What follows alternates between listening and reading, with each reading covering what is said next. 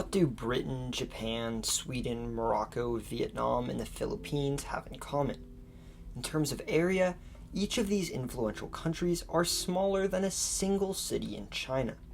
Located in Tibet, the city, known as Nagqu, is home to 462,381 people, by all means a decently large population.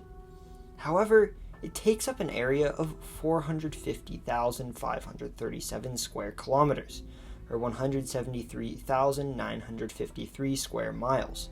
All in all, this single city takes up 36% of Tibet, 4.7% of China, and 0.3% of the Earth's entire land area, which doesn't seem like very much, but it's still impressive considering it's out of all of the Earth's land.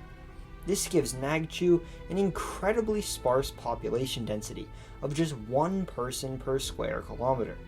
For comparison, the Dharawai slum in Mumbai fits an incredible 277,136 people in each of its 2.1 square kilometers.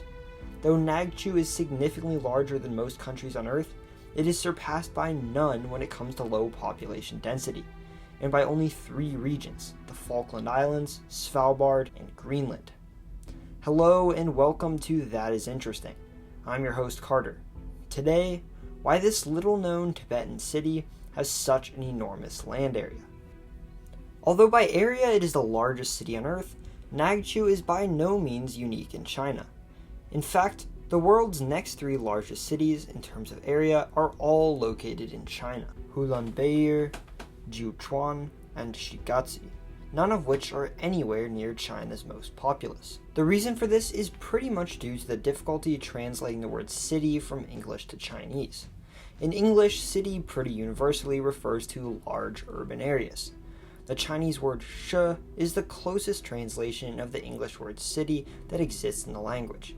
But the problem is, shi and city aren't exactly the same word. China has a complicated system of administering its regions. Within it are various provinces, like most countries. But within those provinces can be other administrative divisions, larger than towns, but still not their own province. These have various names, such as sub-provincial city, prefecture-level city, sub-prefecture-level city, and county-level city, and various ways of being governed, with some functioning as both counties and cities, and some as both cities and prefectures. The confusion stems from the fact that while the word shi does refer to large urban areas, it describes these areas that I mentioned before as well. So when you translate to English, you see all sorts of places that are obviously not what we call a city being described as such. Let's look, for example, at Chongqing. Its city government governs not just the urban area, home to a stunning 14.8 million people, but a surrounding rural area the size of Austria, bringing the population within its city limits up to 30 million people, which would make it the largest city on Earth. But the farms and mountains that lie within its city limits, some of which are 240 miles or 396 kilometers away from the city's urban core, clearly should not be considered when trying to determine Chongqing's population. No one considers Virginia or Maine parts of New York City, West Virginia part of Toronto, or Belgium, France, and the Netherlands part of London, but using Chongqing as an example, they perhaps could be. Obviously, there need to be more accurate and sensible English terms around China's various administrative levels. We consider Chongqing a city, yet inside it are 25 districts and 13 counties. Nagqu has 10 counties inside it, and was formerly a prefecture, but today is considered a city. What lies within any place's city limits should not be all we look to determine its population. Doing that in the United States, it would appear that cities like San Antonio, San Jose, Fort Worth, Columbus, Ohio, Austin, Jacksonville, and San Diego contain more people than cities like Boston, Washington, D.C., San Francisco, and Detroit.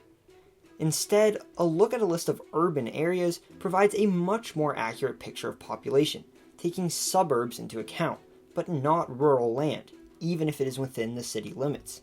This puts Chongqing not at first, but 14th in terms of the most populous cities on Earth, with Tokyo claiming the number 1 spot instead.